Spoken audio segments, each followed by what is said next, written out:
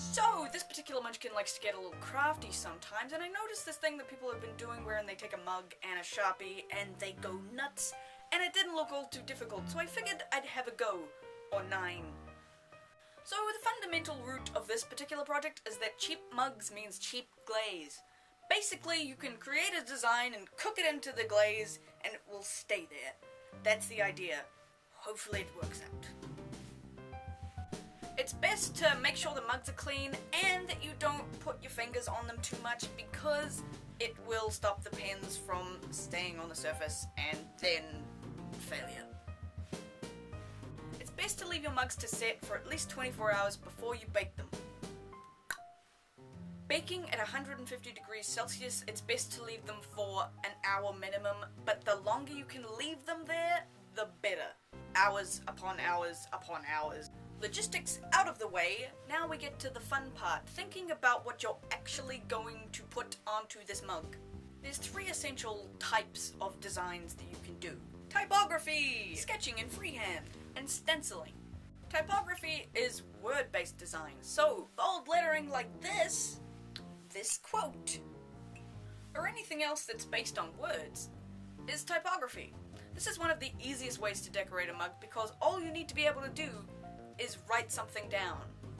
The hard part is deciding what to write, friends' names, inspirational quotes, but just remember that Google is your best friend if you're coming up blank. A freeform or sketch-based designs can also be pretty simple to do if you choose something that's not uber complicated and intricate. Don't do that. That's the sort of thing I would do. Don't be me. The same sorts of doodles that are in your notebooks and sketches that are on random scrap pieces of paper, that is exactly what I'm talking about.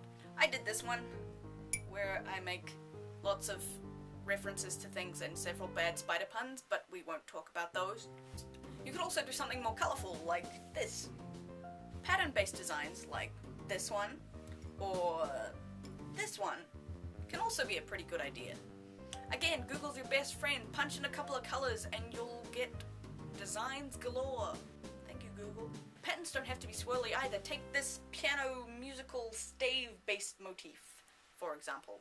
Now, onto what I would think of as possibly one of the most time-consuming and fiddly ways of doing things, but if you have absolutely zero drawing ability, this is a good one, hence why I figured out various ways of doing it.